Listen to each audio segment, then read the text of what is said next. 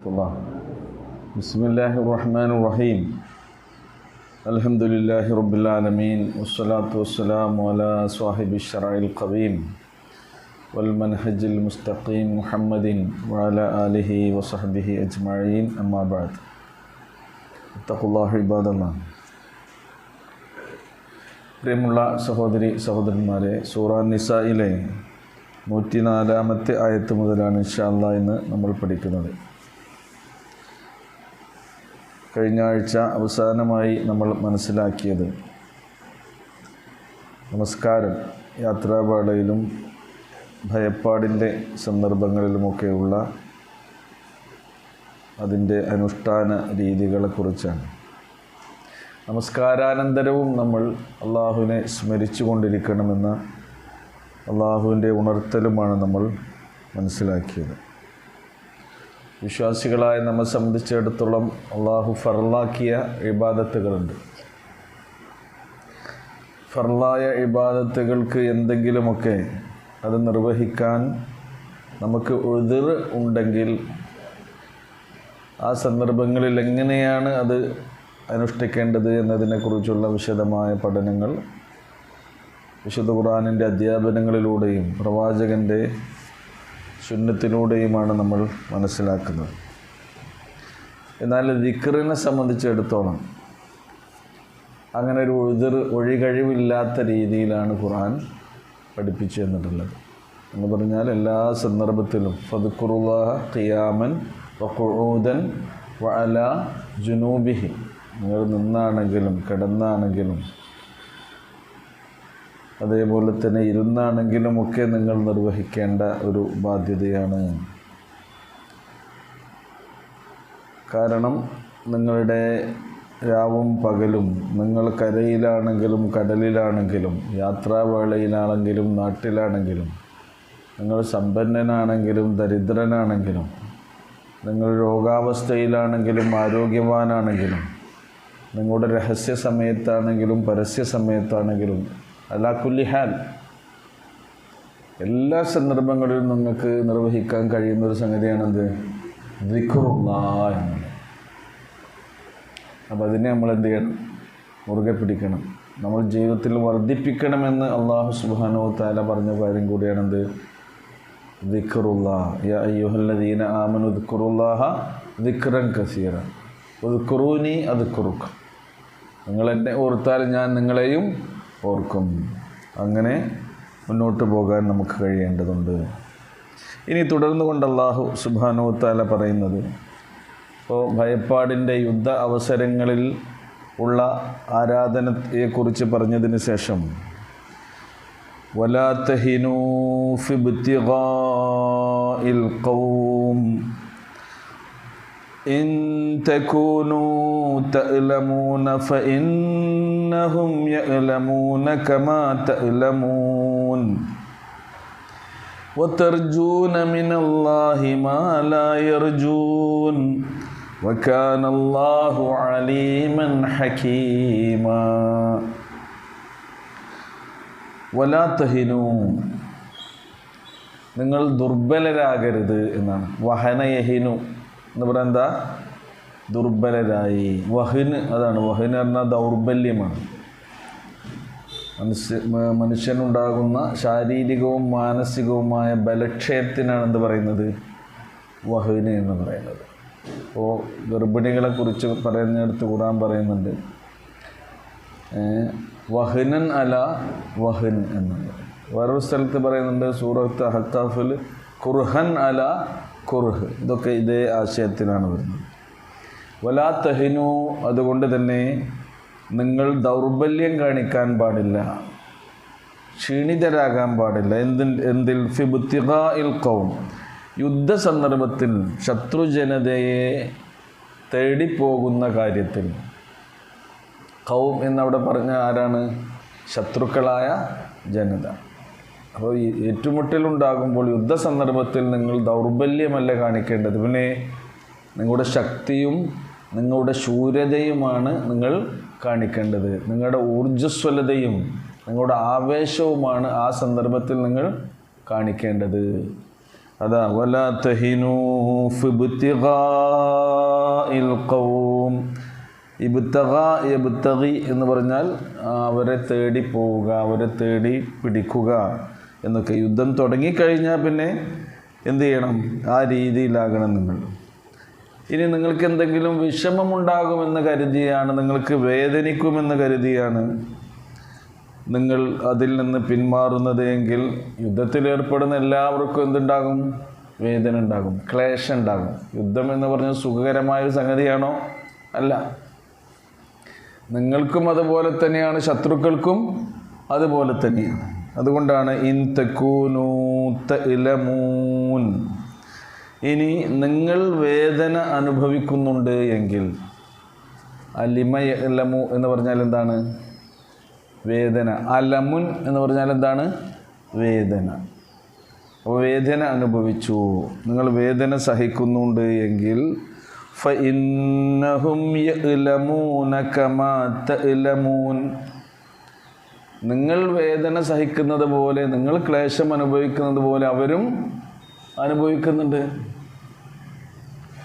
പക്ഷേ അവരുടെ ക്ലേശാനുഭവങ്ങളും അവരുടെ പ്രയാസം സഹിക്കലുമൊന്നും നിങ്ങൾ പ്രയാസം സഹിക്കുന്നത് പോലെയല്ല. രണ്ടും രണ്ടാണ്. അതാണ് അടുത്ത ഭാഗത്തിൽ പറയുന്നത്. വതർജൂന മിനല്ലാഹി മാ ലാ യർജൂൻ. അള്ളാഹുവിങ്കിൽ നിന്ന് നിങ്ങൾ പ്രതീക്ഷിക്കുന്നത് അവർ പ്രതീക്ഷിക്കാത്തതാണ്.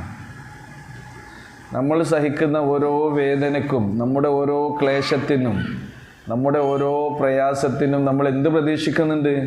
അള്ളാഹുവിൻ്റെ അരികിൽ നിന്ന് പ്രതിഫലം പ്രതീക്ഷിക്കുന്നുണ്ട്. അത് തരുമെന്ന് അള്ളാഹു സുബ്ഹാനഹു വ തആല നമുക്ക് വാഗ്ദാനം ചെയ്യുകയും ചെയ്തിട്ടുണ്ട്. ഒരു വിശ്വാസി അവൻ ചെയ്യുന്ന എന്ത് കർമ്മങ്ങളിലും എന്ത് ക്ലേശവും അവൻ അനുഭവിക്കുകയാണെങ്കിൽ ആ ക്ലേശത്തിന് കൂടി എന്തുണ്ട്? പ്രതിഫലമുണ്ട്. സുബ്ഹാനല്ലാഹ്. നോക്കൂ നിങ്ങൾ.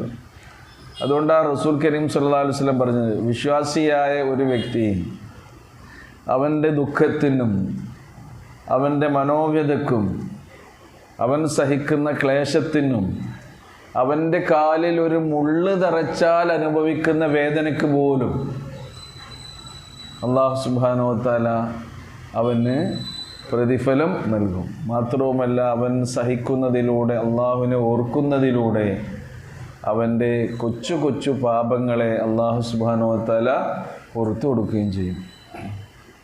അതാണ് രോഗിയെക്കുറിച്ച് പ്രവാചക തിരുമേനി സംസാരിച്ചപ്പോൾ ഒരിക്കൽ പറയുകയുണ്ടായി.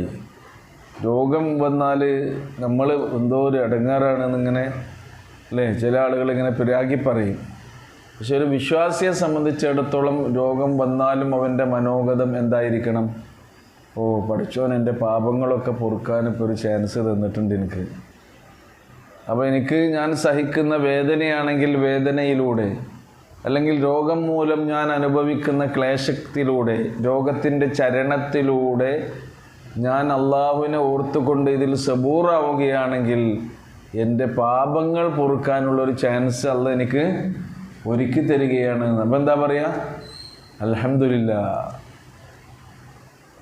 കേട്ടോ, രോഗിയായി കേൾക്കുക. ഇപ്പം ഇങ്ങനെ അതൊക്കെ നമ്മളോട് പറയുകയാണെന്ന് വിചാരിക്കുക. എൻ്റെ കാലിന് ഈ സ്റ്റെപ്പ് ഇങ്ങനെ കയറി വരുമ്പോൾ മുട്ടിന് വല്ലാത്ത വേദന ഉണ്ട്. അപ്പോൾ നമ്മൾ പറയാം അൽഹംദുലില്ലാ എന്ന് പറഞ്ഞാൽ എന്ത് ചെയ്യും? ഒരു നോട്ടം നോക്കും അല്ലേ? നിങ്ങൾ ആദ്യം പറയണം അൽഹംദുലില്ലാ. പ്രയാസം. അതാണ് ഒരു വിശ്വാസിയുടെ മനോഗതം. അങ്ങനെയാകണമെന്നാണ്. അത് അവിടെ പഠിച്ചവൻ പ്രത്യേകം ഉണർത്തുന്നത്.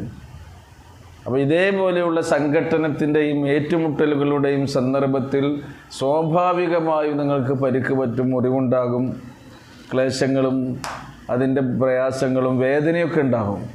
നിങ്ങൾ വേദന സഹിച്ചാൽ അത് ബെനിഫിറ്റുള്ള വേദനയാണ്. അതാ പഠിച്ചവൻ പറയുന്നത്. മറ്റുള്ളവർ സഹിക്കുന്നത് പോലെയാണോ? അല്ല. കാരണം നിങ്ങളുടെ മനസ്സിൽ കുടികൊള്ളുന്ന ഈമാൻ,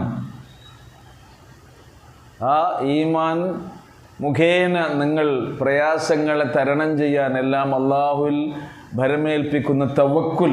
തവക്കുൽ എന്ന് പറഞ്ഞാൽ അതൊരു ഇബാദത്താണ്. അത്തവക്കുലു ഇബാദത്തുൻ ഖൽബിയ. നമ്മുടെ ഹൃദയം കൊണ്ട് നമ്മൾ നിർവഹിക്കുന്ന ഒരു ഇബാദത്താണിത് തവക്കുൽ എന്നുള്ളത്. പഠിച്ചോനിൽ ഭരമേൽപ്പിച്ചുകൊണ്ടാണ് നമ്മൾ മുന്നോട്ട് പോകുന്നത്. അതാണ് വതർജൂന മിനല്ലാഹി മാ ലാ യർജൂൻ വകാനല്ലാഹു അലീമൻ ഹകീമാ.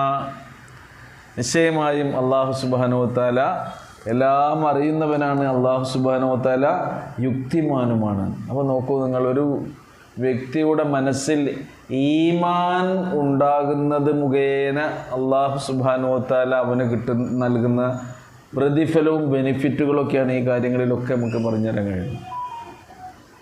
അപ്പോൾ അള്ളാഹുവിനെ നമ്മൾ അദൃശ്യമായ നിലക്ക് പേടിച്ചാൽ തന്നെ ഖുർആൻ പറയുന്നുണ്ട്, ഇന്നല്ലദീന യഖ്ശൗന റബ്ബഹും ബിൽ ഗൈബി.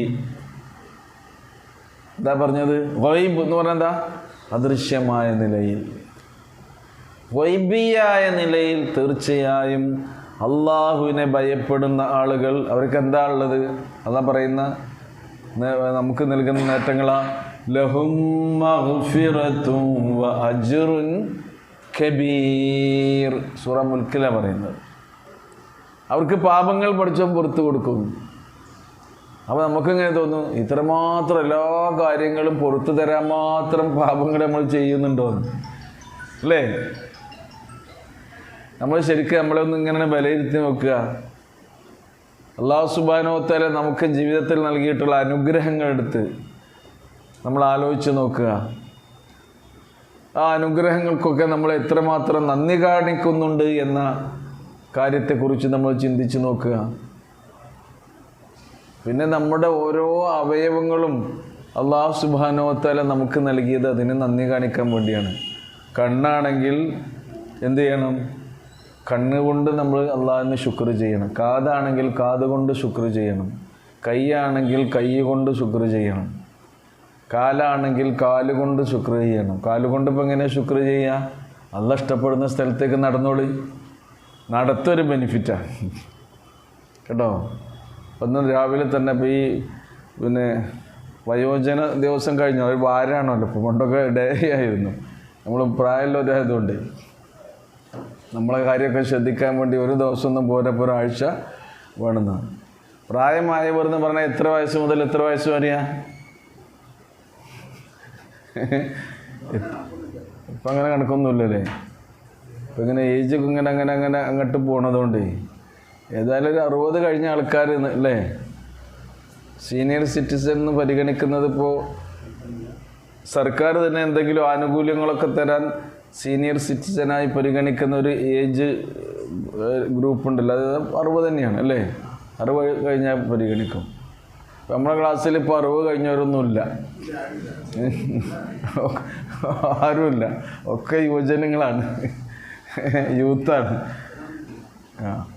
ഞാൻ പറഞ്ഞു കൊണ്ടുവന്നത്, അപ്പോൾ നമ്മൾ ശാരീരികമായി ശ്രദ്ധിക്കേണ്ട കാര്യങ്ങൾ ശ്രദ്ധിക്കുക. അപ്പോൾ നടക്കുക എന്നുള്ളത്, ഇപ്പോൾ റസൂല് പറഞ്ഞ സംഗതികൾ നമ്മളിങ്ങനെ ചില സുന്നത്തുകളൊക്കെ നോക്കൂ. നിസ്കാരത്തിന് പള്ളിയിലേക്ക് പോകുന്ന ആൾക്കാരുണ്ടാവും.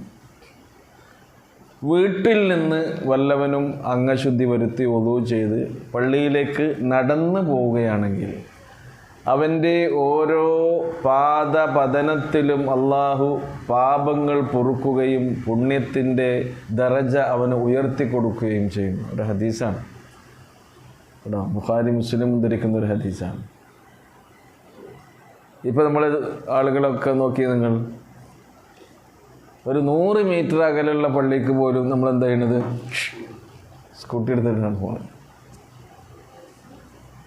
അപ്പോൾ ഇങ്ങനെ ചക്രം എങ്ങനെ കറങ്ങിയാലും കിട്ടും കൂലി എന്നാണ് ഇപ്പോൾ നമ്മളെ മനസ്സിലുള്ളത്. അതിലിപ്പോൾ 2 ബെനിഫിറ്റ് പഠിച്ച് നമുക്ക് നൽകുന്നുണ്ട്. ഒന്ന് ശാരീരികമായുള്ളൊരു ബെനിഫിറ്റ് ഉണ്ട്. നടത്തത്തോടെ പ്രോത്സാഹിപ്പിക്കുകയല്ല ചെയ്യുന്നത്. റസൂലുള്ള നടന്ന് തന്നെ പോയിക്കോളി പള്ളിയിലേക്ക്. സഹാബത്ത് എന്ന് പറഞ്ഞാൽ എന്ത് ചെയ്തിരുന്നു? പള്ളീൻ്റെ അടുത്ത് വീടുകൾ വെച്ചവരൊക്കെ കുറച്ച് അകലം സ്ഥലം കിട്ടാൻ നോക്കിയവർ. അതിന് വേണ്ടിയായിരുന്നു നടന്ന് വരുന്നതിൻ്റെ കൂലി കിട്ടാൻ വേണ്ടി. പള്ളീൻ്റെ അടുത്ത് വീട് വെച്ചവരൊക്കെ മറ്റടുത്തൊരു 5 സെൻറ്റ് കിട്ടുമോ, ഒരു 10 സെൻറ്റ് കിട്ടുമോ നോക്കി അപ്പുറത്ത് പോയി നടന്ന് വന്നിരുന്നു. അപ്പോൾ കാരണം ഞാൻ പറഞ്ഞു കൊണ്ടുവന്നത്, ഈമാൻ നമ്മുടെ മനസ്സിൽ ഉള്ളത് കൊണ്ട് നമ്മൾ ചെയ്യുന്ന എല്ലാ അമലുകൾക്കും അല്ലാഹു കൂലി തരുന്നു. അതിലുള്ള പ്രയാസങ്ങൾക്ക് കൂലി തരുന്നു. നിങ്ങൾ വേദനിക്കുന്ന പോലെ അവരും വേദനിക്കുന്നുണ്ട്. പക്ഷേ വയർജൂന മിനല്ലാഹി വതർജൂന മിനല്ലാഹി മാലാ യർജൂൻ. അവരാഗ്രഹിക്കുന്നതല്ല നിങ്ങൾ അള്ളാഹിനോട് ആഗ്രഹിക്കുന്നത്, അവർ പ്രതീക്ഷിക്കുന്നതല്ല അള്ളാഹുവിൽ നിന്ന് നിങ്ങൾ പ്രതീക്ഷിക്കുന്നത്. അപ്പം ഇത് നമ്മുടെ മനസ്സിൽ വേണം. ശരിക്കും പഠിച്ചോനെ ഇതിന് കൂലി തരണം, അതേപോലെ തന്നെ എൻ്റെ പാപങ്ങൾ പുറത്തു തരണം. അങ്ങനെ പാപങ്ങൾ കഴുകിക്കളഞ്ഞ് ശുദ്ധീകരിച്ച് സംശുദ്ധരായി എന്ന് നിൽക്കട്ടെ. എപ്പോൾ വിളിച്ചാലും പോകാൻ റെഡിയായി നിൽക്കുക എന്ന് പറഞ്ഞാൽ തന്നെയാണ്. ചെറിയ ചെറിയ വലിയ പാപങ്ങളും നമ്മൾ ചെയ്യുന്നില്ലല്ലോ. സബുൽ മുബിക്കാത്തൊന്നും ചെയ്യുന്നുണ്ടോ? ഷിർക്ക് ചെയ്യുന്നുണ്ടോ? ഇല്ലല്ലോ. രണ്ടാമത്തെ എന്താണ്? സിഹിർ. സിഹിർ പറഞ്ഞാൽ ഷിർക്കുമായി ബന്ധപ്പെട്ട് തന്നെയാണ്. വൈബ് അല്ലാത്ത വേറെ എല്ലാവർക്കും അറിയും എന്നുള്ള വിശ്വാസത്തിലേക്കാണ് സിഹിർ നമ്മൾ കൊണ്ടു ചെന്നെത്തിക്കുന്നത്. ഖത്തുലുൻ നഫ്സ്, മനുഷ്യന്മാരെ കൊല്ലാൻ പോകുന്നവർ നമ്മളെ കൂട്ടത്തിലുണ്ടോ? വഖ്ലു മാലിൽ യതീം, അനാഥകളുടെ സ്വത്തിനെ തിന്നുന്നവർ നമ്മുടെ കൂട്ടത്തിലുണ്ടോ? ഇല്ല. വഖ്ലു റിബ, പലിശ ഭുജിക്കുന്ന ആളുകൾ, അവരൊന്നും നമ്മുടെ കൂട്ടത്തിലില്ലല്ലോ. പിന്നെ വഖദ്ഫുൽ മുഹ്സനാത്തിൽ മുഅ്മിനാത്തിൽ ഗാഫിലാത്ത്, വിശുദ്ധകളായ പതിവ്രതകളായ സ്ത്രീകളെക്കുറിച്ച് വ്യഭിചാരോപണം നടത്തുന്ന അത്തരം ദുശ്ചെയ്തികളൊന്നും ചെയ്യുന്ന ആൾക്കാർ നമ്മുടെ കൂട്ടത്തിലില്ല. പിന്നെ വത്തവല്ലി യൗമുസ്സഹഫ്, ഒരു യുദ്ധത്തിൻ്റെ സന്ദർഭത്തിൽ യുദ്ധമുന്നണിയിൽ നിന്ന് പിന്തിരിഞ്ഞു പോരുക. ഒരു സന്നിഗ്ധ ഘട്ടത്തിൽ മുസ്ലിങ്ങളുടെ കൂടെ നിൽക്കുന്നതിന് പകരം മുസ്ലിങ്ങൾക്കെതിരെയുള്ള ചേരിയിൽ കൂടി അങ്ങനെയുള്ള മനോഭാവം നിങ്ങളിൽ ഉണ്ടാവുക, അതൊക്കെ വലിയ പാപമാണ്. അതൊന്നും ഇപ്പോൾ ചെയ്യുന്നവർ നമ്മുടെ കൂട്ടത്തിലില്ലല്ലോ. പിന്നെ ചെറിയ ചെറിയ ദോഷങ്ങളൊക്കെ പറ്റിപ്പോകുന്നതിന് അള്ളാഹ് നമുക്ക് പുറത്തു തരുന്നതാണ്. അള്ളാഹു ഗഫൂറാണ്, അള്ളാഹു റഹീമാണ്, അള്ളാഹു അലീമുമാണ്, അള്ളാഹു ഹക്കീമുമാണ്. ഈ ആയത്ത് അങ്ങനെയാണ് അവസാനിപ്പിക്കുന്നത്. വകാനല്ലാഹു അലീമൻ ഹക്കീമ. അപ്പോൾ നിങ്ങൾ എന്ത് ചെയ്യുമ്പോഴും എന്താണ് നിങ്ങളുടെ ഉദ്ദേശം, അതിനനുസരിച്ച് അത് അള്ളാഹ് അറിയുന്നുണ്ട്, അതിന് നിങ്ങൾക്ക് പ്രതിഫലം നൽകും. അവൻ യുക്തിമാനുമാകുന്നു എന്നാണ് ഇവിടെ പറയുന്നത്.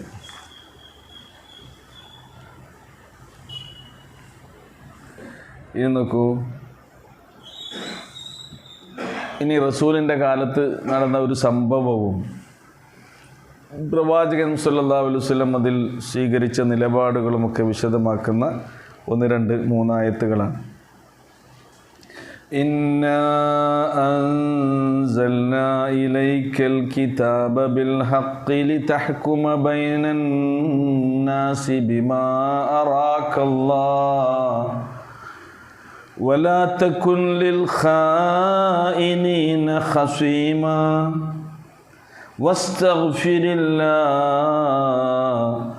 ഇന്നല്ലാഹ കാന ഗഫൂറർ റഹീമാ വലാ തുജാദിൽ അനിൽ ലദീന യഖ്താനൂന അൻഫുസഹും ഇന്നല്ലാഹ ലാ യുഹിബ്ബു മൻ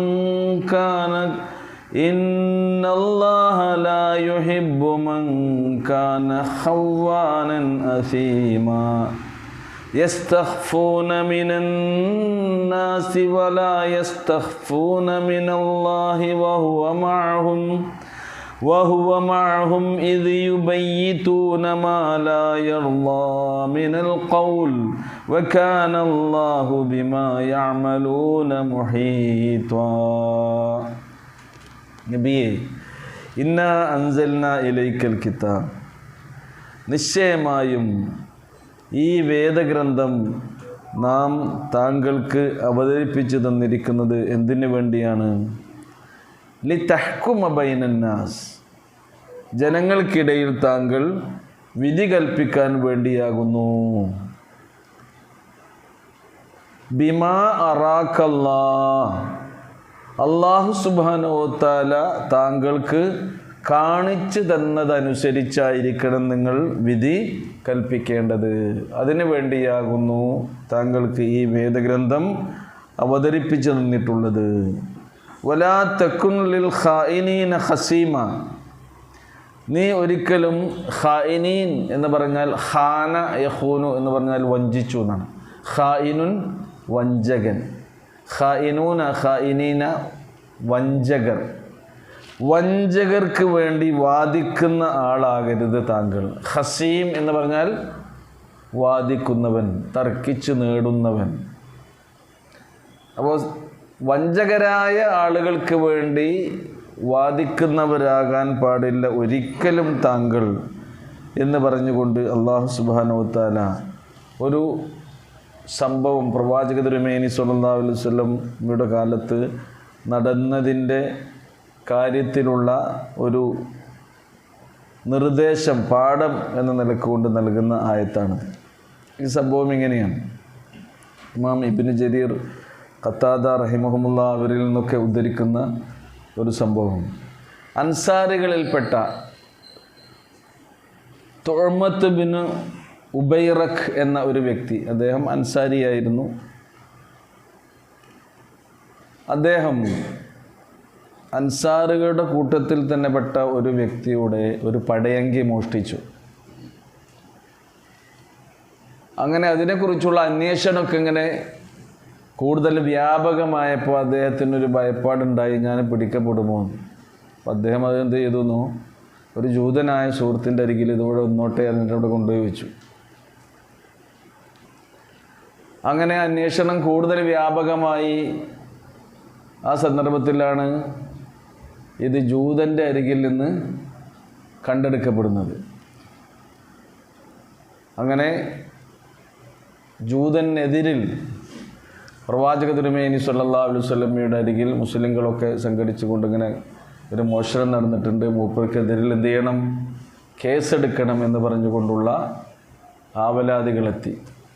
അപ്പം പ്രവാചക തിരുമേനി സ്വല്ലല്ലാഹു അലൈഹി വസല്ലം പ്രത്യക്ഷത്തിൽ നബി തിരുമേനി സ്വല്ലല്ലാഹു അലൈഹി വസല്ലം കണ്ടിട്ടുള്ള, ബോധ്യപ്പെട്ടിട്ടുള്ള തെളിവുകൾക്ക് അടിസ്ഥാനത്തിലാണ് വിധി പറയുക. അത് നബിയാണെങ്കിലും ആരാണെങ്കിലും അങ്ങനെ തന്നെയല്ലേ. തെളിവുകളും ന്യായങ്ങളും നോക്കിയാണ് പ്രത്യക്ഷത്തിൽ എന്ത് ചെയ്യുക, വിധി പറയുക. അപ്പോൾ ഇത് കണ്ടെടുത്തത്, തൊണ്ടി സാധനം കണ്ടെടുത്തത് ജൂതൻ്റെ അരികിൽ നിന്നാണ്. അപ്പോൾ മോഷ്ടാവാരാണ്? ജൂതൻ തന്നെയാണ്. മാത്രമല്ല ഇയാളുടെ കുടുംബക്കാരൊക്കെ ഇങ്ങനെ കൂടുതൽ പ്രചരിപ്പിക്കാൻ തുടങ്ങി. ജൂതന്മാരെന്ന് പറഞ്ഞാൽ മുസ്ലിങ്ങളോട് കടുത്ത ശത്രുത വിളിച്ചു പുലർത്തുന്നതാണ്. അതേപോലെ തന്നെ നമ്മളോട് യാതൊരു നീതിയും കാണിക്കാത്തവരാണ്, തീരെ നീതിബോധമില്ലാത്ത ആളുകളാണവർ. അതുകൊണ്ട് അവനെ തന്നെയാണ് പിടികൂടി ശിക്ഷിക്കേണ്ടത് എന്ന അവസ്ഥ വന്നു. അപ്പോൾ തെളിവുകളൊക്കെ ആർക്കെതിരാണ്? ഈ ജൂതനെതിരാണ്. എന്നാൽ മോഷ്ടിച്ചതാരാണ്? മുസ്ലിംകളിൽപ്പെട്ട, അൻസാരികളിൽപ്പെട്ട ഈ ആളാണ്. ആ സന്ദർഭത്തിലാണ് അല്ലാഹു സുബ്ഹാനഹു വ തആല ഇടപെടുന്നത്. അപ്പോൾ അങ്ങനെ ഒരു തീരുമാനത്തിൽ നബി എത്തി എന്നുള്ളത് പ്രവാചക തിരുമേനി സ്വല്ലല്ലാഹു അലൈഹി വസല്ലം ഒരു മനുഷ്യനാണ് എന്ന നിലക്ക് ഒരിക്കലും എന്തല്ല, ഒരു തെറ്റായ കാര്യമല്ല. ആരായാലും അങ്ങനെ തന്നെയല്ലേ എത്തുക. പക്ഷേ നബി അങ്ങനെ വിധിച്ചാലും, പ്രത്യക്ഷ തെളിവുകൾക്കനുസരിച്ച് നബി അങ്ങനെ ജൂതനെതിരിൽ വിധിക്കുകയാണെങ്കിലും നബിയുടെ കാര്യത്തിൽ അതൊരു അപാകതയാകുന്നില്ല. എന്നാലോ ഒരു പ്രവാചകൻ എന്ന നിലക്ക് റസൂലിൻ്റെ അരികിൽ നിന്ന് ഒരിക്കലും അങ്ങനെ ഒരു സംഭവം ഉണ്ടാകാൻ പാടില്ലാത്തതാകുന്നു. അപ്പോൾ പ്രവാചക തിരുമേനി സ്വല്ലല്ലാഹു അലൈഹി വസല്ലം തന്നെ പറയുന്നുണ്ട്, ഉമ്മ സലമ റളിയല്ലാഹു അൻഹ ഉദ്ധരിക്കുന്നുണ്ട്, ഇന്നമാ അന ബശറുൻ, ഞാനൊരു മനുഷ്യൻ മാത്രമാണ്. വഇന്നക്കും തഖ്തസിമൂന ഇലയ്യ, നിങ്ങൾ എൻ്റെ അരികിലേക്ക് കേസുമായി വരുന്നു. എന്നാലോ വലഅല്ല ബഅദുക്കും യകൂനു അൽഹനു ബിഹുജ്ജതിഹി മിൻ ബഅദ്, നിങ്ങളിൽ ചില ആളുകൾ മറ്റ് ചിലരേക്കാൾ തങ്ങളുടെ തെളിവുകൾ സമർത്ഥിക്കുന്നതിൽ നല്ല പ്രാഗൽഭ്യമുള്ളവരായേക്കാം. നല്ല വക്കീലന്മാരാവും. അപ്പോൾ തെളിവുകൾ സമർത്ഥിക്കുന്നതിൽ നല്ല വാചാലരായേക്കാം, വാക്ചാതുരിയുള്ളവരായേക്കാം, അത് സമർത്ഥിക്കുന്ന കാര്യത്തിൽ പ്രഗത്ഭരായ ആളുകളായേക്കാം. റസൂൽ പറയണത് അങ്ങനെ വരികയാണെങ്കിൽ ഞാൻ കേൾക്കുന്നതിൻ്റെ അടിസ്ഥാനത്തിലാണ് വിധി കൽപ്പിക്കുക. അങ്ങനെ തന്നെയല്ലേ ചെയ്യാൻ പറ്റുള്ളൂ. നിങ്ങൾ റസൂൽ പറയുന്നത് ഫമൻ ഖളൈതു ലഹു മിൻ ഹഖ്ഖി അഖീഹി ഷൈആ, ഇനി അങ്ങനെയാണെങ്കിൽ നിങ്ങൾ എന്താണ് ശ്രദ്ധിക്കേണ്ടത്? അങ്ങനെ ഞാൻ വിധി കൽപ്പിക്കുന്ന സന്ദർഭത്തിൽ ഏതെങ്കിലും ഒരു സഹോദരൻ്റെ അവകാശമാണ് ഞാൻ നിങ്ങൾക്ക് വിധിച്ചു നൽകുന്നത് എങ്കിൽ, അയാൾക്ക് അർഹതപ്പെടാത്തതാണ് അയാൾക്ക് നബി ആണെങ്കിലും വിധിച്ചു കൊടുക്കുന്നത് എങ്കിൽ ഫലാ യഖുദുഹു, നിങ്ങൾ എന്ത് ചെയ്യാൻ പാടില്ല? സ്വീകരിക്കാൻ പാടില്ല. അങ്ങനെയാണ് എങ്കിൽ, സ്വീകരിക്കുകയാണെങ്കിലോ ഫഇന്നമാ അഖ്തഉ ലഹു ഖിത്അതൻ മിനന്നാർ, നരകത്തിൻ്റെ ഒരു തുണ്ടമാണ് ഞാൻ അവന് വിധിച്ചു കൊടുക്കുന്നത്. അപ്പോൾ ഇതിൽ ആർക്കാണ് പിന്നെ സത്യം പാലിക്കേണ്ടത്? അത് ആർക്കാണ്? വാദിയാണ് അതിൽ എന്ത് ചെയ്യേണ്ടത്? അവൻ്റെ വിശ്വാസപരമായ ദാർഢ്യത്തിൻ്റെ അടിസ്ഥാനത്തിൽ നിലപാടെടുക്കേണ്ടത് റസൂലുക്ക്. അങ്ങനെ നിങ്ങൾക്ക് കിട്ടിയെന്ന് കരുതിയാൽ നമുക്ക് കിട്ടിപ്പോയി ദുനിയാവ് എന്നാണോ നിങ്ങൾ വിചാരിക്കേണ്ടത്? അല്ല, എനിക്ക് നരകാണ് ഈ പിന്നെ വിധിയിലൂടെ കിട്ടിയത് എന്ന ബോധം നിങ്ങൾക്കുണ്ടാകണമെന്നാണ് റസൂലുള്ളാഹി സ്വല്ലല്ലാഹു അലൈഹി വസല്ലം അവരെ ഉണർത്തിയിട്ടുള്ളത് എന്നാണ്. അപ്പോൾ പ്രവാചക തിരുമേനി സ്വല്ലല്ലാഹു അലൈഹി വസല്ലം എങ്ങനെ ആ ജൂതനെതിരിൽ കേസെടുക്കുമെന്ന ഒരു നിലപാട് വന്നപ്പോൾ പഠിച്ചോൻ എന്ത് ചെയ്തു? അതിലിടപെട്ടു. ആ ആയത്താണിത്. ഇന്നാ അൻസൽനാ ഇലൈക്കൽ കിതാബ ബിൽ ഹഖ്, പ്രവാചകരെ നിശ്ചയമായും ഈ വേദഗ്രന്ഥം താങ്കൾക്ക് നാം അവതരിപ്പിച്ചു തന്നിട്ടുള്ളത് സത്യപ്രകാരമാകുന്നു. എന്തിനു വേണ്ടി? ലിതഹ്കുമ ബൈനന്നാസി ബിമാ അറാകല്ലാഹ്, അല്ലാഹു താങ്കൾക്ക് കാണിച്ചു തന്ന വിധത്തിൽ, കാണിച്ചു തന്നതിനനുസരിച്ച് ജനങ്ങൾക്കിടയിൽ താങ്കൾ എന്ത് ചെയ്യണം? വിധി കൽപ്പിക്കണം. ഇപ്പോൾ നമുക്ക് പിന്നെ ഏതെങ്കിലും ഇതുപോലുള്ള പ്രശ്നങ്ങൾ വരികയാണെങ്കിൽ നമുക്ക് വിധി കൽപ്പിക്കാനുള്ള മാനദണ്ഡം, അടിസ്ഥാനം ഏതുതന്നെയാണ്? ഖുർആൻ തന്നെയല്ലേ? ഖുർആൻ എന്താണോ പറഞ്ഞത് അതിൻ്റെ അടിസ്ഥാനത്തിലാണ് നമ്മൾ വിധി കൽപ്പിക്കുക. ഏത് പ്രശ്നത്തിനും തർക്കം ഉണ്ടാകുകയാണെങ്കിൽ, അനന്തരാവകാശ സ്വത്തിന് തർക്കം ഉണ്ടാണെങ്കിൽ നമ്മൾ ഏതാ നോക്കുക? നമ്മുടെ റെഫറൻസ് ഗ്രന്ഥം എന്താണ്? ഖുർആനാണ്. പിന്നെ പ്രവാചക തിരുമേനി സ്വല്ലല്ലാഹു അലൈഹി വസല്ലം അതിൽ നമുക്ക് പഠിപ്പിച്ചു തന്ന അതിൻ്റെ രീതികളാണ്. ഏത് കാര്യത്തിലാണെങ്കിലും അതുതന്നെയാണ്. അപ്പോൾ നിങ്ങൾ അതിനനുസരിച്ചായിരിക്കും വിധി കൽപ്പിക്കേണ്ടത്. വലാ തകുൻ ലിൽ ഖായിനീന ഖസീമ, വഞ്ചകരായ ആളുകളുടെ കാര്യത്തിന് വാദിക്കുന്നവനാകാൻ പാടില്ല താങ്കൾ എന്നാണ്. വഞ്ചകർക്ക് വേണ്ടി വാദിക്കുന്നവനാകരുത് നബി താങ്കൾ എന്ന് പറഞ്ഞുകൊണ്ട്. അപ്പോൾ പ്രവാചക തിരുമേനി സ്വല്ലല്ലാഹു അലൈഹി വസല്ലം എന്ത് ചെയ്തു? മുസ്ലിങ്ങളും പറഞ്ഞു, ജൂതന്മാർ എന്ന് പറഞ്ഞാൽ നമുക്ക് ശത്രുക്കളാണ്, അതുകൊണ്ട് അവർക്കെതിരിൽ തന്നെ എന്ത് ചെയ്യണം? അയാൾക്കെതിരിൽ തന്നെ വിധി കൽപ്പിക്കണം എന്നൊക്കെ പറഞ്ഞു. പക്ഷേ നോക്കൂ, ഈ ഒരു സംഭവത്തിൽ നിന്ന് ഒരുപാട് പാഠങ്ങളാണ് നമുക്ക് പഠിക്കാൻ കഴിയുന്നത്. എന്താണ്? ഒന്നാമത്തേത്, ഖുർആൻ നബി സല്ലല്ലാഹു അലൈഹി വസല്ലം എഴുതിയുണ്ടാക്കിയ ഒരു ഗ്രന്ഥമല്ല എന്നത് മനസ്സിലാക്കാൻ കഴിയും അല്ലേ? കാരണം പ്രവാചക തിരുമേനി സല്ലല്ലാഹു അലൈഹി വസല്ലമക്ക് വന്നേക്കാവുന്ന ചെറിയ പിഴവുകളെ ഖുർആൻ എന്ത് ചെയ്യുന്നുണ്ട്? ചൂണ്ടിക്കാണിക്കുന്നുണ്ട്. അബസവത്തമല്ല ഒക്കെ ഉണ്ടല്ലോ. ലോകാവസാനം വരെ ഖുർആൻ പാരായണം ചെയ്യുന്ന മുസ്ലിങ്ങൾ ആ സംഭവം ഇങ്ങനെ ഓർത്തുകൊണ്ടേയിരിക്കുകയാണ്. അത് എന്തിനു വേണ്ടിയും കൂടിയാണ്?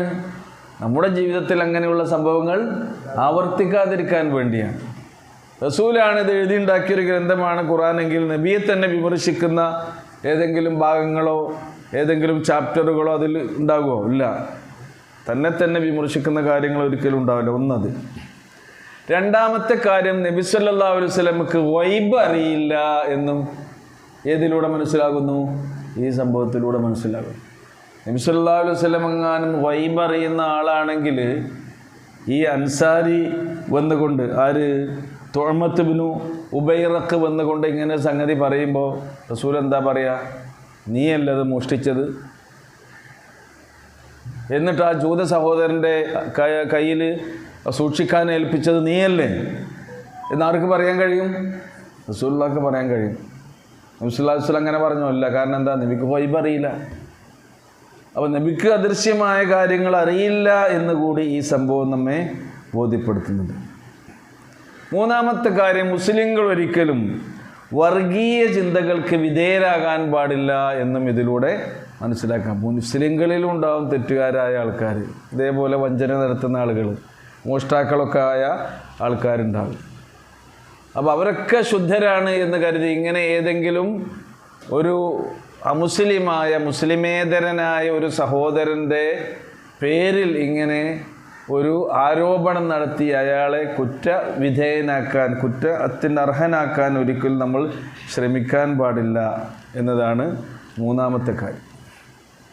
നാലാമത്തെ കാര്യം, ഊഹത്തെ അടിസ്ഥാനമാക്കി നാം ഒന്നിലും തീരുമാനം എടുക്കാൻ പാടില്ല. ഖുർആൻ പറഞ്ഞിട്ടുണ്ട് അല്ലേ, ഇജ്തനിബു യാ അയ്യുഹല്ലദീന ആമനു ഇജ്തനിബു കസീറം മിനൽ ലന്നി ഇന്ന ബഅദൽ ലന്നി ഇസ്മുൻ. ഊഹങ്ങളിൽ അധികവും നിങ്ങൾ വെടിയണം. ഊഹങ്ങളിൽ ചിലത് എന്തായിത്തീരും? അത് കുറ്റമായിത്തീരും, ഇസ്മായിത്തീരും, പാപമായിത്തീരും എന്ന് പറഞ്ഞിട്ടുണ്ട്. അപ്പോൾ ഊഹത്തിൻ്റെ അടിസ്ഥാനത്തിൽ ഒരിക്കലും ഒരു വിധിയോ തീരുമാനമോ എടുക്കാൻ പാടില്ല. കൃത്യമായ ബോധ്യം ഏത് കാര്യത്തിലും ഉണ്ടാകണമെന്നാണ്. അതുകൊണ്ടാണ് യാ അയ്യുഹല്ലദീന ആമനു ഇൻ ജാഅകും ഫാസിഖും ബിനബഇൻ ഫതബയ്യനു അൻ തുസീബു ഖൗമൻ ബിജഹാലത്തിൻ ഫതുസ്ബിഹു അലാ മാ ഫഅൽതും നാദിമീൻ. സൂറ ഹുജറാത്തിലെ കാര്യങ്ങളൊക്കെ അല്ലാഹു നമുക്ക് പഠിപ്പിച്ചിരുന്നുണ്ട്. ഇൻ ജാഅകും ഫാസിഖും ബിനബ, നിങ്ങളെ കൂട്ടത്തിലുള്ളൊരു ഫാസിഖായ വ്യക്തി എന്തെങ്കിലും ഒരു വാർത്ത നിങ്ങളുടെ അരികിൽ കൊണ്ടുവന്നതെന്നാൽ അവനങ്ങനെ പറഞ്ഞിട്ടുണ്ട്, അപ്പോൾ അതന്നെയാണ് ശരി എന്നിടത്ത് നിങ്ങൾ നിൽക്കാൻ പാടില്ല. അപ്പം എന്ത് ചെയ്യണം? ഫതബയ്യനു, അതിൻ്റെ നിജസ്ഥിതി എന്താണ് എന്ന് കൃത്യമായി വ്യക്തമായി നിങ്ങൾ മനസ്സിലാക്കണം. എന്നിട്ടേ ആ പ്രശ്നത്തിൽ ഒരു തീരുമാനം എടുക്കാൻ പാടുള്ളൂ. എത്ര അബദ്ധങ്ങൾ അങ്ങനെ പറ്റി പോകുന്നുണ്ട്. വലിയ വലിയ കലാപങ്ങൾ വരെ ഇതിൻ്റെ പേരിൽ എന്ത് ചെയ്യുന്നുണ്ട്? ഉണ്ടാകുന്നുണ്ട്. കുടുംബ കലഹങ്ങൾ ഉണ്ടാകുന്നുണ്ട്. കുടുംബ ശിഥിലീകരണങ്ങൾ ഊഹത്തിൻ്റെ അടിസ്ഥാനത്തിൽ നടക്കുന്നുണ്ട്. ചെറിയ ചെറിയ മോഷണമൊക്കെ ഉണ്ടല്ലോ, അത് ആരാ എടുത്ത്? ഓളല്ലാതെ പിന്നെ ആരാ എടുക്കുക? മോഷ്ടിച്ച ആൾ വേറെ ആളുടെ പേരിൽ എന്ത് ചെയ്യുന്നു? മോഷണം ആരോപിക്കുന്നു. കുടുംബങ്ങൾക്കിടയിൽ ഈ പോരുണ്ടാകുമല്ലോ, പോര് അല്ലേ? പോര് സാധാരണഗതിയിൽ ആർക്കിടയിലുണ്ടാകൽ? ഈ കൂട്ടുകുടുംബങ്ങളൊക്കെ ആണെങ്കിൽ ആർക്കിടയിലുണ്ടാകും? നാത്തൂൻപോര് അല്ലേ? നാത്തൂന്മാരാണ് അത്. അമ്മായിമ്മ ചിലപ്പോൾ ഒന്നേ ഉണ്ടാകുള്ളൂ, മുതറിലോ ഒന്നേ ഉണ്ടാകുള്ളൂ. അവർക്കിടയിൽ ഇങ്ങനെയൊക്കെ പ്രശ്നങ്ങൾ ഉണ്ടാക്കിയിട്ട് എത്ര കുടുംബ ശിഥിലീകരണങ്ങൾ ഉണ്ടാകുന്നുണ്ടെന്നോ. അപ്പോൾ സംഗതി ചെറുതാണ് എന്ന് കരുതി നമ്മൾ എന്ത് ചെയ്യാൻ പാടില്ല? അവഗണിക്കാൻ പാടില്ല. അപ്പോൾ ഊഹത്തിൻ്റെ അടിസ്ഥാനത്തിൽ പാടില്ല. അഞ്ചാമത്തേത്,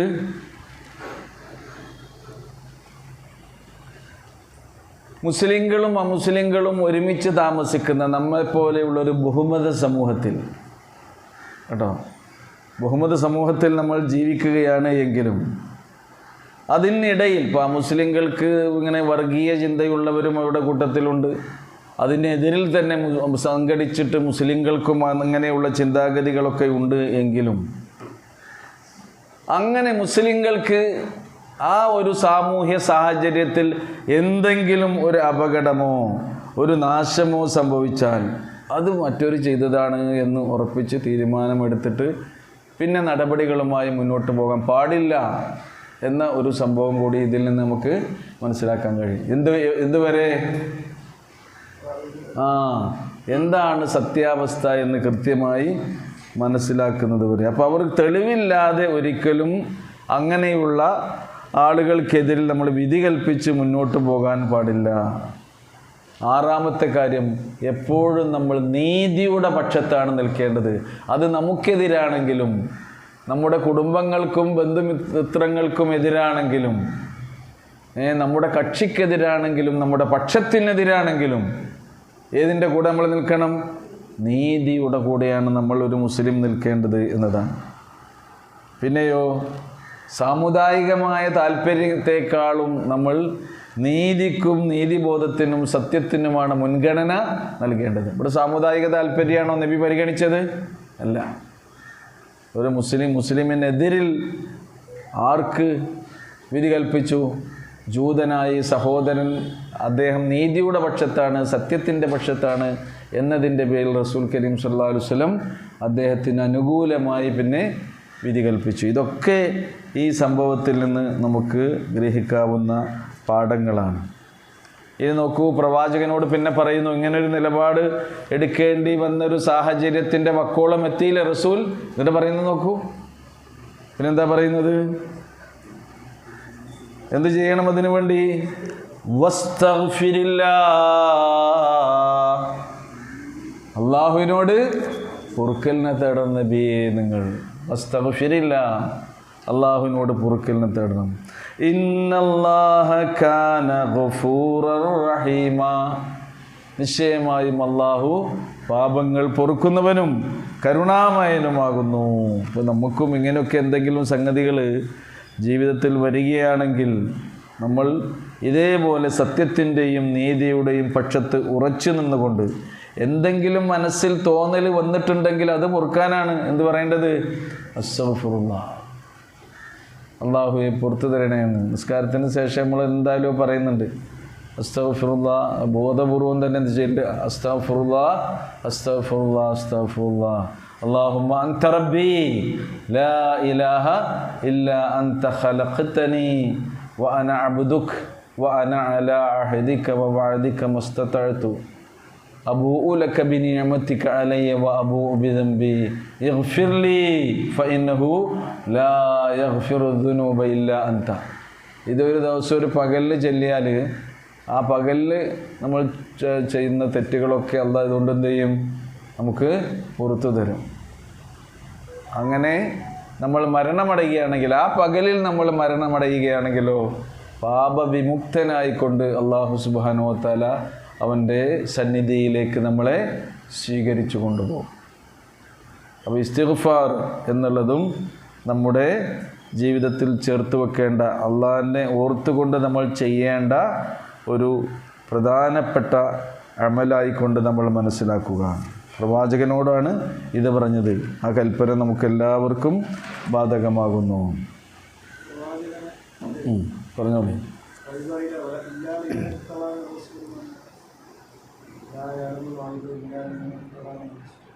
അത് റസൂലിൽ നിന്ന് അള്ളാഹ് തൃപ്തിപ്പെട്ട ആളുകൾക്ക് പഠിച്ചവനെ അറിയിച്ചു കൊടുത്താൽ എന്ത് ചെയ്യും? അതറിയും. അല്ലാത്ത നിലക്ക് പ്രവാചകനാണ് എന്നതുകൊണ്ട് എന്ത് ചെയ്യൂല? വൈബ് അറിയില്ല. അറിയിച്ചു കൊടുത്താലോ വൈബ് അറിയും. അപ്പോൾ വൈബല്ലാതെയായി തീരുമോ? അത് അറിവായി തീരുമല്ലോ. അപ്പോൾ പ്രവാചക തിരുമേനി സല്ലല്ലാഹു അലൈഹി വസല്ലമയെ വധിക്കാൻ വേണ്ടി ജൂതന്മാർ ഗൂഢാലോചന നടത്തി. അപ്പോൾ ഖൈബർ കോട്ടയുടെ അരികിലൂടെ റസൂലുള്ളാഹി സ്വല്ലല്ലാഹു അലൈഹി വസല്ലം വരും എന്നവർ അറിഞ്ഞു. റസൂലിൻ്റെ തലയിലേക്ക് ഒരു വലിയ പാറക്കല്ല് വലിച്ചിട്ട് നബിയെ അങ്ങനെ കൊല്ലാനാണ് അവർ പ്ലാൻ ചെയ്തത്. നബിക്കതറിയോ? ഇല്ല. കാരണം എന്താ? നബിക്ക് വൈബ് അറിയില്ല. അപ്പോൾ അതേ കോട്ടയുടെ അരികിലൂടെ അങ്ങനെ ചാരത്തിലൂടെ നബി സല്ലല്ലാഹു അലൈഹി വസല്ലം നടക്കുകയാണ്. ശത്രുക്കൾ മുകളിൽ നബി അതിൽ വരും, ആ വഴി വരും എന്നറിഞ്ഞിട്ട് അവിടെ കാത്തു നിൽക്കുകയാണ്, പാറക്കല്ല് തലയിക്കിട്ട് കൊല്ലാൻ വേണ്ടി. അപ്പോൾ അങ്ങനെ നടക്കുന്ന ഭാവി കാര്യങ്ങൾ ആർക്കറിയില്ല. അതാ ഒരു പാറക്കല്ല് എൻ്റെ തലയിൽ വീഴാൻ ഒരുങ്ങി നിൽക്കുന്നുണ്ട് എന്ന് നബിക്കറിയില്ല, വൈബ് അറിയില്ല. പക്ഷേ നബിക്ക് അല്ലാഹു സുബ്ഹാനഹു വ തആല ആ വിവരം അറിയിച്ചു കൊടുത്തു. അതിൽ പോകണ്ട, വഴി മാറി നടക്കണം. അതുകൊണ്ട് റസൂലുള്ളാഹി സ്വല്ലല്ലാഹു അലൈഹി വസല്ലം രക്ഷപ്പെട്ടു. അവിടെ അള്ളാഹ് അറിയിച്ചു കൊടുത്തിട്ടുണ്ട്. എന്നാൽ ഒരു ജൂത സ്ത്രീ കൊല്ലണം എന്നുള്ളതിന് താല്പര്യക്കാരനാണ് ആര്? ജൂതം. കൊല്ലുന്നതിലേ കൊലക്ക് അതുള്ള ആദ്യം തന്നെ വെല്ലുവിളിക്കുകയാണെങ്കിൽ കൊല്ലും എന്നാണല്ലോ പറയുന്നത്, അല്ലേ? എവിടെയാണെങ്കിലും മൂപ്പരെ നമ്മൾ ശരിയാക്കുന്ന. ഇപ്പോഴും അങ്ങനെ തന്നെയാണ് പറഞ്ഞുകൊണ്ടിരിക്കുന്നത്. അപ്പോൾ പ്രവാചക തിരുമേനി സല്ലല്ലാഹു അലൈഹി വസല്ലമയെ വധിക്കാൻ വേണ്ടി, കൊല്ലാൻ വേണ്ടിയാണ് ഒരു ജൂത സ്ത്രീ നബിയെ സൽക്കരിച്ചത്. എന്നിട്ടോ നമുക്ക് ഇഷ്ടമുള്ള ആട്ടിൻ മാംസം തന്നെ പാചകം ചെയ്ത് അതിലെന്ത് ചെയ്തു? വിഷം കലർത്തി.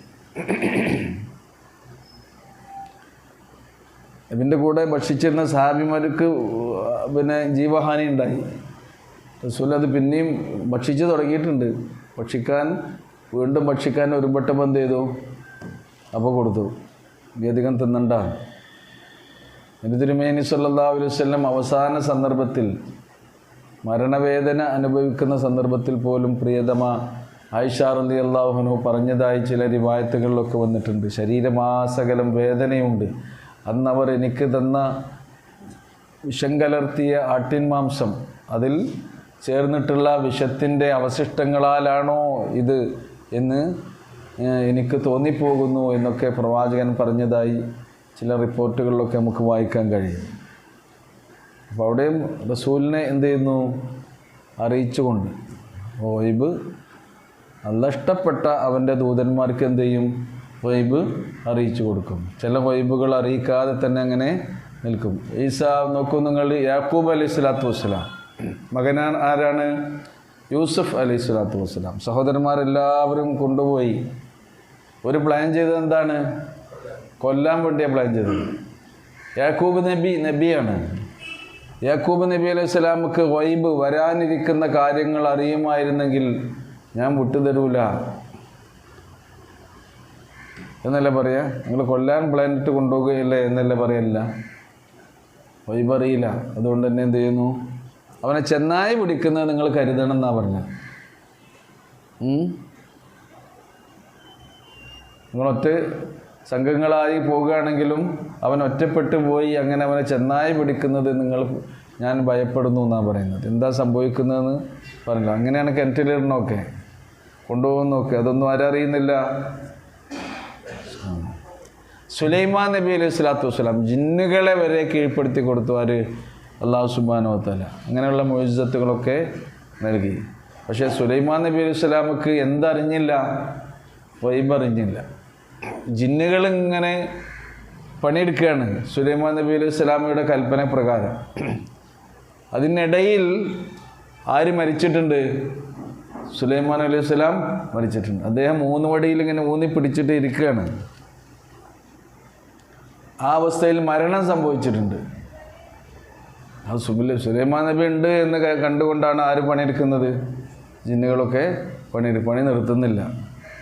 പിന്നെ അദ്ദേഹത്തിൻ്റെ വടി ചെതല് പിടിച്ച് അതിൻ്റെ ബാലൻസ് തെറ്റി അദ്ദേഹം മറിഞ്ഞ് വീഴുന്നത് കണ്ടപ്പോഴാണ് ജിന്നുകൾ പോലും പറഞ്ഞത്, ഞങ്ങൾക്ക് ഗൈബ് അറിയിരുന്നെങ്കിൽ ഈ പണി ഞങ്ങൾ എടുക്കുമായിരുന്നില്ല. അപ്പോൾ ജിന്നുകൾക്കും എന്ത് ചെയ്യൂല? ഗൈബ് അറിയില്ല. ഇങ്ങനെയൊക്കെയുള്ള കാര്യങ്ങൾ ഖുർആനിൻ്റെ തന്നെ പാഠഭാഗങ്ങളിലൂടെ കൃത്യമായി നമുക്ക് മനസ്സിലാക്കാൻ കഴിയും. ഇനിയും തുടർന്ന് അല്ലാഹു സുബ്ഹാനഹു വ തആല പറയുന്നത് നോക്കൂ. ലാ തുജാദിൽ, താങ്കൾ തർക്കിക്കരുത്, വാദിക്കരുത്. വലാ തുജാദിൽ അനില്ലദീന യഖ്താനൂന അൻഫുസഹും. ഇതൊക്കെ സംബോധന നബിയോടാണ് ഇവിടെ, അല്ലേ? സംബോധന നബിയോടാണെങ്കിലും ഈ നിയമം ആർക്കൊക്കെ ബാധകമാണ്? നമുക്കൊക്കെ ബാധകമാണ്. വലാ തുജാദിൽ അനില്ലദീന യഖ്താനൂന അൻഫുസഹും. യഖ്താനൂന അൻഫുസഹും എന്ന് പറഞ്ഞാൽ ആത്മവഞ്ചന നടത്തുക. ആത്മവഞ്ചന നടത്തുന്ന ആളുകൾക്ക് വേണ്ടി ഒരിക്കലും നബിയെ നിങ്ങൾ വാദിക്കാൻ നിൽക്കരുത്, നിങ്ങൾ തർക്കിക്കാൻ നിൽക്കരുത് എന്നാണ്. ഇവിടെ ആത്മവഞ്ചന നടത്തിയത് ഇവിടെ അൻസാരികൾപ്പെട്ടൊരു വ്യക്തി തന്നെയാണ്. ശരിക്കും അയാൾ ഈ കളവ് നടത്തി മറ്റൊരു സഹോദരനെ അതിൽ കൊടുക്കാൻ വേണ്ടി ശ്രമിക്കുക മുഖേന ചെയ്യുന്നത് എന്താണ്? ആത്മവഞ്ചനയാണ്. അപ്പോൾ അത്തരം കുറ്റങ്ങൾ, നമ്മൾ എന്ത് കുറ്റം ചെയ്യുകയാണെങ്കിലും നമ്മൾ ആത്മദ്രോഹമാണ് ചെയ്യുന്നത്, ആത്മവഞ്ചനയാണ് നടത്തുന്നത്. അതുകൊണ്ട് നിങ്ങൾ എന്ത് ചെയ്യാൻ പാടില്ല? ഇത്തരം കാര്യങ്ങൾക്ക് വേണ്ടി കൂട്ടുനിൽക്കാനോ അത്തരം ആളുകൾക്ക് വേണ്ടി വാദിക്കാനോ അവർക്ക് വേണ്ടി തർക്കിക്കാനോ നിൽക്കരുത് നബി എന്ന്. ജാദല യുജാദിലു എന്ന് പറഞ്ഞാൽ എന്താ? തർക്കിച്ചു, വാദിച്ചു. കള്ളന്മാരായ ആളുകൾക്ക്, അവരുടെ കള്ളത്തരങ്ങൾക്ക് കൂട്ടുനിൽക്കാൻ പാടില്ല. അതുപോലെ തന്നെ ഒരുപാട് കുറ്റകൃത്യങ്ങൾ സമൂഹത്തിൽ ചെയ്യുന്ന ആളുകളുണ്ടാകും. ആ കുറ്റകൃത്യങ്ങൾ നമ്മുടെ കക്ഷിയാണ്, നമ്മുടെ പക്ഷക്കാരനാണ്, അവൻ നമ്മുടെ പാർട്ടിയാണ്, അവൻ നമ്മുടെ ഗ്രൂപ്പാണ് എന്നല്ല നോക്കേണ്ടത്. നിങ്ങളുടെ ഗ്രൂപ്പ് എന്തായിരിക്കണം? സത്യമായിരിക്കണം. നിങ്ങളുടെ ഗ്രൂപ്പ് നിങ്ങളുടെ പക്ഷം ഏതായിരിക്കണം? നീതിയുടെ പക്ഷമായിരിക്കണം. നിങ്ങളുടെ കക്ഷി ഏതായിരിക്കണം? സത്യത്തിൻ്റെ കക്ഷിയായിരിക്കണം.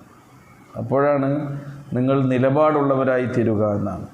ഇന്നല്ലാഹ ലാ യുഹിബ്ബു മൻ കാന ഖവ്വാനൻ അസീമ. നിശ്ചയമായും അല്ലാഹു സുബ്ഹാനഹു വ തആല ഇഷ്ടപ്പെടുന്നില്ല ആരെ? മൻ കാന ഖവ്വാനൻ. ഖവ്വാനൻ ഖാന നമ്മൾ പഠിച്ചു അല്ലേ? വഞ്ചകരായ ആളുകളെ അല്ലാഹു സുബ്ഹാനഹു വ തആല ഇഷ്ടപ്പെടുന്നില്ല. അതേപോലെ തന്നെ അസീമ, കുറ്റവാളികളായ ആളുകളെയും അല്ലാഹു സുബ്ഹാനഹു വ തആല ഇഷ്ടപ്പെടുന്നില്ല. അത്തരക്കാരായ ആളുകൾ എന്താണ് ചെയ്യുന്നത്? യസ്തഖ്ഫൂന മിനന്നാസ്, ജനങ്ങളിൽ നിന്ന് കാര്യങ്ങൾ അവർ ഒളിച്ചു വെക്കും. ഇസ്തഖ്ഫ യസ്തഖ്ഫി എന്ന് പറഞ്ഞാൽ ഒളിച്ചു വെച്ചു, മറച്ചു വെച്ചു. യസ്തഖ്ഫൂന അനിന്നാസ് മിനന്നാസ്, ജനങ്ങളിൽ നിന്ന് അവർ കാര്യങ്ങളെല്ലാം ഒളിച്ചു വെക്കുന്നു. എന്നാൽ ജനങ്ങളിൽ നിന്ന് ഒളിച്ചു വെക്കാനല്ലേ അവർക്ക് കഴിയുള്ളൂ? പടച്ചോനിൽ നിന്ന് ഒളിച്ചു വെക്കാൻ കഴിയോ? ഇല്ല. വലാ യസ്തഖ്ഫൂന മിനല്ലാഹ്, അല്ലാഹുവിൽ നിന്ന് കാര്യങ്ങൾ ഒളിച്ചു വെക്കാൻ അവർക്ക് ഒരിക്കലും കഴിയില്ല. കാരണം എന്താ? വഹുവ മഅഹും, അല്ലാഹു സുബ്ഹാനഹു വ തആല അവരുടെ കൂടെയുണ്ട്. നമ്മുടെ കൂടെ എപ്പോഴും ആരുണ്ട്? അല്ലാഹ് ഉണ്ട്. പിന്നെ ഇങ്ങനെ പഠിച്ചോന്നൊരു കാര്യം നമുക്ക് മറച്ചു വെക്കാൻ കഴിയുക? ഇല്ല. നഹ്നു അഖ്റബു ഇലൈഹി മിൻ ഹബ്ലിൽ വരീദ്, തൻ്റെ ജീവനാഡിയേക്കാൾ സമീപസ്ഥനാണ് ആര്? അല്ലാഹു. വഹുവ മഅക്കും ഐനമാ കുന്തും, നിങ്ങൾ എവിടെയാണെങ്കിലും ഞാൻ അവൻ അല്ലാഹു നിങ്ങളുടെ കൂടെയുണ്ട്, നമ്മളോടൊപ്പമുള്ളവനാണ് അല്ലാഹു. അങ്ങനെയുള്ളൊരു വിശ്വാസം, അല്ലാഹു നമ്മുടെ കൂടെയുണ്ട് എന്ന ആ ബോധം, വിശ്വാസം ഉണ്ടെങ്കിൽ തന്നെ നമ്മൾ ഒരുപാട് ശക്തരാകും. കാരണം എന്താ? നമ്മൾ ഒറ്റയ്ക്കല്ല, നമ്മുടെ കൂടെ ആരുണ്ട്? അല്ലാഹു ഉണ്ട് എന്നൊരു വിശ്വാസിയുടെ മനസ്സിൽ അത് ബോധ്യമാവുകയാണെങ്കിൽ അവനേക്കാൾ ശക്തനായ ഒരാൾ വേറുണ്ടോ? നമ്മൾ വീട് വിട്ട് ഇറങ്ങുമ്പോൾ എന്താ പറയുന്നത്? ബിസ്മില്ലാ തവക്കൽതു അലല്ലാഹ് ലാ ഹൗല വലാ ഖുവത ഇല്ലാ ബില്ലാ. യാത്ര പോകുമ്പോൾ എന്താ നമ്മൾ പറയുന്നത്? അല്ലാഹുമ്മ അൻത സ്വാഹിബു ഫിസ് സഫർ, അല്ലാഹുവേ എൻ്റെ സഹയാത്രികൻ നീയാണ്. ഞാനിരുന്ന ബസ്സിൻ്റെ സീറ്റിൽ തൊട്ടുപുറത്ത് വേറെ ആൾ ഇരിക്കുന്നുണ്ടാവും, പക്ഷേ നമ്മുടെ സഹയാത്രികനായി കൂടെ യാത്ര ചെയ്യുന്നവനായി ആരുണ്ട്? വഹുവ മഅക്കും അല്ലാഹുമ്മ അൻത സ്വാഹിബു ഫിസ് സഫർ. ഞാൻ വീട്ടിൽ നിന്ന് ഇറങ്ങിപ്പോരുമ്പോൾ വീട്ടിലെ കാര്യങ്ങൾ നോക്കാൻ ആരെ ഏൽപ്പിച്ചാൽ പോരുന്നത്? വൽ ഖലീഫത്തു ഫിൽ അഹ്ൽ. ഇതാണ് ഒരു വിശ്വാസിയുടെ ബോധ്യം. അതുകൊണ്ടാണ് നമുക്ക് നിർഭയത്വം ഉണ്ടാകുന്നത്, സമാധാനം. അങ്ങനെ സമാധാനം ഉണ്ടാകണം. സമാധാനം എന്നുള്ള സാധനം സൂപ്പർ മാർക്കറ്റിൽ നിന്ന് വാങ്ങാൻ കിട്ടുമോ? ഹോൾസെയിലായിട്ടും കിട്ടൂല, റീറ്റെയിലാരും കിട്ടൂല. അത് നമ്മൾ തന്നെ നമ്മുടെ ഈമാൻ കൊണ്ട് ഉണ്ടാക്കേണ്ടതാണ് നമ്മുടെ അമ്ന്. അതവിടെ അള്ളാഹുവിൻ്റെ വിശ്വാസത്തെക്കുറിച്ച് കൂടിയാണ് പറയുന്നത്. വഹുവ മഅക്കും, ഏത് സന്ദർഭത്തിലെന്നോ? ഇത് യുബയ്യിതൂൻ മാ ലാ യർലൗന മിനൽ ഖൗൽ എന്നാ കേട്ടോ. ബയ്യത്ത യുബയ്യിത്തു എന്ന് പറഞ്ഞാൽ ഗൂഢാലോചന നടത്തി. അപ്പോൾ അവർ ഗൂഢാലോചന നടത്തുന്ന സന്ദർഭത്തിലെല്ലാം എന്തുമായിട്ടാണ് അവർ ഗൂഢാലോചന നടത്തുന്നത്? മാ ലാ യർലൗന മിനൽ ഖൗൽ, വാക്കിൽ നിന്ന് അള്ളാഹു ഇഷ്ടപ്പെടാത്ത, മാ ലാ യർലാ മിനൽ ഖൗൽ. അപ്പോൾ അള്ളാഹു ഇഷ്ടപ്പെടാത്ത, അള്ളാഹു തൃപ്തിപ്പെടാത്ത വാക്കുകളിലൂടെ രാത്രിയിൽ അവർ ഗൂഢാലോചന നടത്തിക്കൊണ്ട് ഇരിക്കുന്ന സന്ദർഭത്തിലും അവരുടെ കൂടെ ആരുണ്ട്? അള്ളാഹു ഉണ്ട്, അള്ളാഹു സുബ്ഹാനഹു വ തആലയുണ്ട്. ഈ ബോധം നിങ്ങൾക്ക് ഉണ്ടാകണം. സുബ്ഹാനല്ലാഹ്. വകാനല്ലാഹു ബിമാ യഅമലൂന മുഹീതാ. തീർച്ചയായും അല്ലാഹു സുബ്ഹാനഹു വ തആല അവർ പ്രവർത്തിക്കുന്ന എല്ലാ കാര്യങ്ങളെക്കുറിച്ചും മുഹീതൻ എന്ന് പറഞ്ഞാൽ എന്താ? വലയം ചെയ്ത് വിശദമായി സമ്പൂർണമായി അറിയുന്നവനാണ് ആര്? അല്ലാഹു സുബ്ഹാനഹു വ തആല. അല്ലാഹുവിൻ്റെ അറിവും പരിപൂർണമാണ്. ഒരു കാര്യത്തെക്കുറിച്ച് നമ്മുടെ അറിവ് പരിപൂർണമാണോ? അല്ല. പരിപൂർണമായ അറിവ് ആർക്കാണുള്ളത്? അല്ലാഹുവിനുള്ളതാകുന്നു. വകാന അല്ലാഹു ബിമാ യഅമലൂന മുഹീതാ. അല്ലാഹു സുബ്ഹാനഹു വ തആല നമ്മെ എല്ലാവരെയും അനുഗ്രഹിക്കുമാറാകട്ടെ. നമ്മുടെ ജീവിതത്തിൻ്റെ രഹസ്യവും പരസ്യവുമായ എല്ലാ സന്ദർഭങ്ങളിലും അള്ളാഹുവിനെ ഭയന്നും പേടിച്ചും അള്ളാഹു നമ്മുടെ കൂടെയുണ്ടെന്ന ബോധത്തോടു കൂടിയും കഴിഞ്ഞുകൂടാൻ റഹ്മാനായ റബ്ബ് നമുക്ക് തൗഫീക്ക് നൽകി അനുഗ്രഹിക്കുമാറാകട്ടെ. നമ്മുടെ ജീവിതത്തിൽ വന്നു പോകുന്ന ചെറുതും വലുതുമായ പാപങ്ങൾ അള്ളാഹു അവൻ്റെ കാരുണ്യം കൊണ്ട് നമുക്ക് പുറത്തു തരുമാറാകട്ടെ. നമ്മുടെ കൂട്ടത്തിലെ രോഗികൾക്ക് ശിഫയും ശമനവും നൽകട്ടെ. നമുക്കിടയിൽ നിന്ന് മരണപ്പെട്ടു പോയ എല്ലാവർക്കും അള്ളാഹുവേ അവരുടെ പാപങ്ങൾ പുറത്തു കൊടുക്കുകയും അവരുടെ ബർസഖിയായ ജീവിതം സമാധാനപൂർണ്ണമാക്കുകയും അവരെയും ഞങ്ങളെയും നിൻ്റെ ജന്നാത്തുൽ ഫിർദൗസിൽ നീ ഒരുമിച്ച് കൂട്ടുകയും ചെയ്യണമേ. റബ്ബന ആതിന في الدنيا حسنة وفي الآخرة حسنة وقنا عذاب النار. ربنا تقبل منا إنك أنت السميع العليم وتب علينا إنك أنت التواب الرحيم. وصلى الله تعالى على خير خلقه محمد وعلى آله وصحبه أجمعين.